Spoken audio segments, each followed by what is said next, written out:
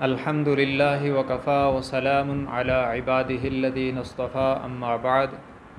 معزز سامعین و ناظرین،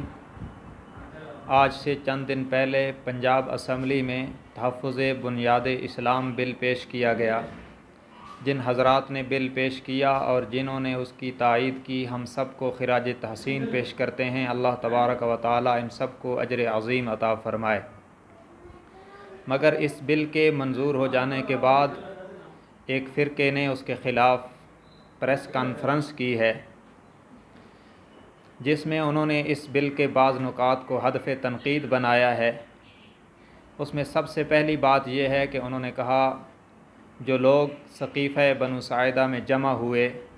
ہمیں ان سے بنیادی اختلاف ہے۔ ان کے اس جمع ہونے کو ہم غیر قانونی فعل تصور کرتے ہیں۔ یہ اجتماع سیدنا صدیق اکبر رضی اللہ تعالی عنہ کی خلافت پر بیعت کرنے کے لیے منعقد ہوا تھا، جس کو ان صاحب نے غیر قانونی فعل قرار دے دیا۔ واضح رہے کہ اہل سنت کے ہاں سیدنا ابو بکر صدیق رضی اللہ تعالی عنہ خلیفہ بلا فصل ہیں، یعنی آپ صلی اللہ علیہ وسلم کی وفات کے بعد پوری امت کے اجماع سے آپ کو پہلا خلیفہ منتخب کیا گیا۔ ان کے اس انتخاب کو غیر قانونی سمجھنے کا مقصد ان کی خلافت میں ہونے والے تمام فیصلوں کو بھی غیر قانونی کہنا ہے، اور انہی کی خلافت کے مبارک دور میں قرآن جمع ہوا ہے۔ جب ان کی خلافت غیر قانونی ہوگی تو ان کے فیصلوں کی قانونی حیثیت پر بھی تنقید کی انگلیاں اٹھیں گی۔ اس لیے ان کی اس خلافت کے فیصلے کو غیر قانونی کہنا اسلام کی جڑوں کو کھوکھلا کرنے کے مترادف ہے۔ دوسرا پوائنٹ اس میں یہ ڈسکس کیا گیا، ان صاحب نے کہا کہ ہمیں کہا جا رہا ہے کہ فلاں فلاں فلاں کو خلیفہ راشد لکھیں، یعنی حضرت ابو بکر، عمر، عثمان و علی کو خلیفہ راشد لکھیں۔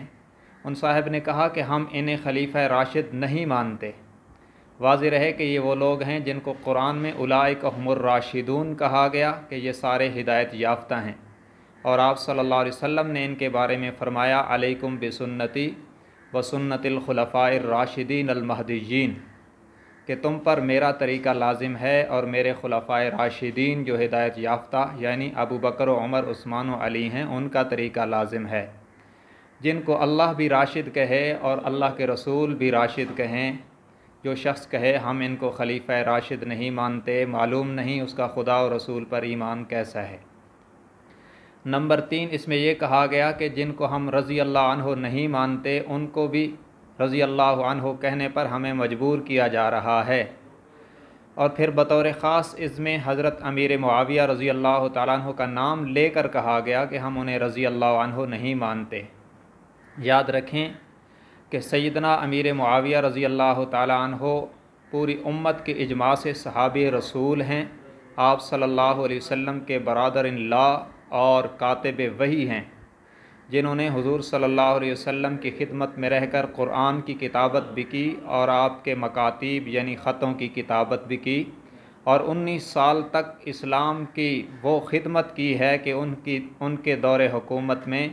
64,65,000 مربع میل پر اسلام کا پرچم لہرایا ہے۔ اب ایک شخص ان کو صحابی رسول ہی تسلیم نہ کرے اور انہیں رضی اللہ تعالیٰ عنہ تک کہنا گوارا نہ کرے، تو وہ شخص محب اسلام کیسے ہو سکتا ہے؟ اگرچہ یہ حقیقت ہے کہ سیدنا علی المرتضیٰ اور سیدنا معاویہ رضی اللہ تعالیٰ عنہ کے تقابل میں حضرت علی رضی اللہ تعالیٰ عنہ کا درجہ حضرت معاویہ، ان کے والد حضرت ابو سفیان رضی اللہ عنہما سے بہت بلند ہے، لیکن شرف صحابیت میں سب شریک ہیں اور ساری ہی جنتی ہیں۔ سورہ حدید کے پہلے رکوع میں اللہ نے فرمایا، اولئک اعظم درجۃ من الذین انفقوا من بعد وقاتلوا وکلا وعد اللہ الحسنی، کہ جو لوگ فتح مکہ سے پہلے اسلام لائے ان کا درجہ تو بہت بلند ہے، لیکن بعد میں اسلام لانے والوں کا بھی درجہ اپنی جگہ مسلم ہے، اور اللہ نے سب سے جنت کا وعدہ کیا تو سارے ہی یقینی جنتی ہیں۔ جن سے اللہ نے جنت کا وعدہ کر دیا اور ہمارا ایمان ہے کہ اللہ نے اپنا وعدہ پورا کیا، تو اللہ نے جن کو جنتی کہا، بعد میں کوئی کہے کہ ہم اس کو رضی اللہ عنہ نہیں کہتے، تو یہ سورج پر تھوکنے کے مترادف ہے کہ اپنا منہ گندا ہوگا، ان کی شان پہ کوئی فرق نہیں پڑے گا۔ اور ایک اور پوائنٹ اس میں ضروری دیکھنے کے قابل ہے کہ اس شخص نے کہا اس بل میں یہ ہے کہ نبی کی 4 بیٹیاں ہیں، اس کے بقول ہم نبی کی صرف ایک بیٹی مانتے ہیں، باقی تینوں بیٹیاں ربائب ہیں۔ ربائب کا مطلب اکثر لوگ نہیں جانتے، چونکہ یہ عربی کا لفظ ہے۔ ربائب کا مطلب یہ ہے معاذ اللہ کہ یہ کسی اور کی تھی، نبی کے گھر میں صرف پلی ہیں، جبکہ سیدہ زینب، سیدہ رقیہ اور سیدہ ام کلثوم رضی اللہ تعالی عنہن کا نبی صلی اللہ علیہ وسلم کی بیٹیاں ہونا مسلم ہے، اور پوری امت کا اس پر اجماع ہے، اور شیعہ حضرات کے بھی معتدل مصنفین نے اپنی کتب میں اس کو تسلیم کیا ہے۔ پریس کانفرنس میں میڈیا پہ آ کر نبی کی 3 بیٹیوں کا انکار کرنا بڑی ناپاک جسارت ہے، جو فرقہ واریت کو ہوا دینے کے مترادف ہے۔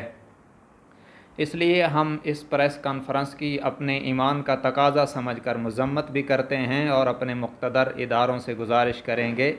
کہ اس قسم کے فرقہ واریت پھیلانے والوں کو قانون کے ذریعے سے لگام دیں تاکہ ملک میں امن آئے۔ اللہ تبارک و تعالی ہمیں ان مقدس شخصیات کا دفاع کرنے اور ان کا ادب و احترام کرنے کی توفیق عطا فرمائے۔ وآخر دعوانا ان الحمد للہ رب العالمین۔